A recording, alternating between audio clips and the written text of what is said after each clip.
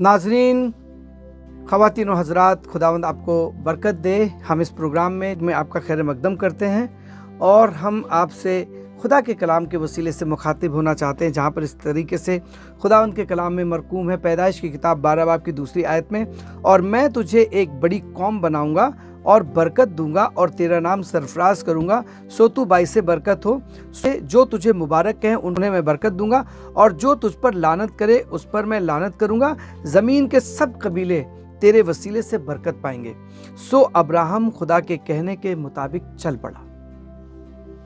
सोचिए, ये कितनी बड़ी बात है कि वो चल पड़े। आप क्या कहेंगे, हम क्या कहेंगे?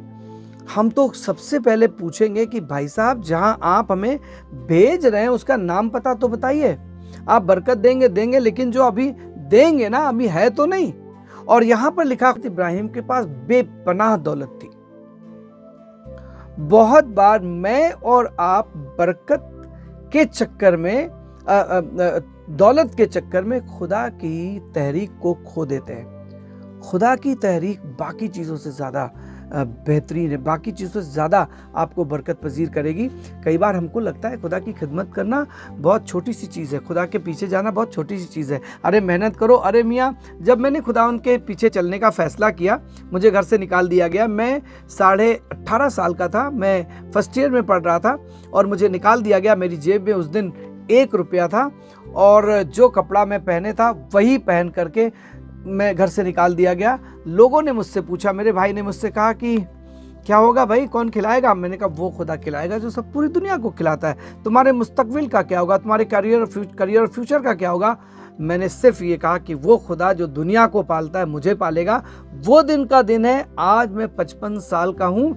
उस खुदा ने जिसने कहा था छोड़कर चला जा हज़रत इब्राहिम से, उसने मुझसे और आपसे भी कहा है कि बहुत चीज़ें छोड़ दो, मैं तुम्हें बरकत दूंगा। हम छोड़ नहीं पा रहे हैं, हम उसको तरक नहीं कर पा रहे हैं। कैसे खुदा बरकत देगा आपको? और जब बरकत देने की उसने ठानी है तो आप भी ठान लीजिए। और तब लिखा है, और अब्राहम क्या किया उन्होंने, और खुदावंद के इस कहने के मुताबिक अब्राहम चल पड़ा।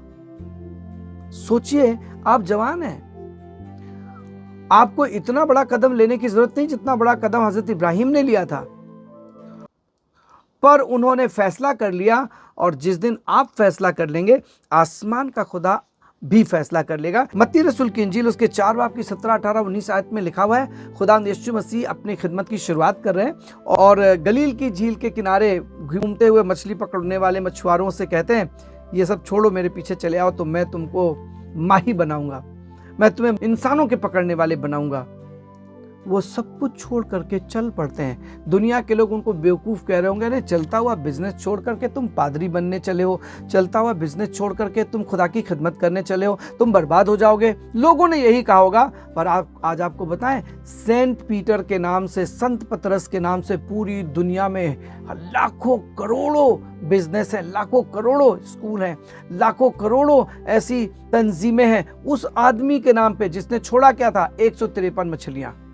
153 मछलियों को के वसीले से आप 2000 साल तक आपका नाम पूरी दुनिया में लोग हजारों, लोग करोड़ों बार ले रहे हैं। इतनी सी कुर्बानी के पीछे, ज़रा सी कुर्बानी, ज़रा सा छोड़ना, ज़रा सा माफ़ कर देना, ज़रा सी ज़मीन के लिए इतना लड़ जाना, ये सारी चीज़ें आपको बरकत पजीर नहीं करेंगी। पर जब आप खुदा के कलाम के मुताबिक चलेंगे तो खुदा आपको बरकत देगा। लिखा है खुदा के कलाम में 19 बाब की 18-19 आयत में, पहला सलातीन में, कि खुदावंद ने कहा था हज़रत एलिया से कि अपनी जगह पर नबी होने के लिए हज़रत एलीशा का जा करके मसा करो। और वो अपनी चादर उनके ऊपर डाल देते और वो सब कुछ छोड़ करके, उनसे कहा कुछ नहीं, सिर्फ चादर डाल दी। समझदार को इशारा काफ़ी है। हमें नहीं मालूम आप कितने समझदार हैं। खुदा आपसे बात कर रहा है और आप कह रहे नहीं, ये मेरे लिए नहीं है, ये आप ही के लिए है। और तब लिखा है वो समझ गया और वो अपने बैलों को छोड़ करके वापस लौट गया, अपने घर गया, कुर्बानी की, कमर बांध करके हज़रत एलिया की खिदमत करने लगे। समझ गए इशारा, छोड़ के चल पड़े।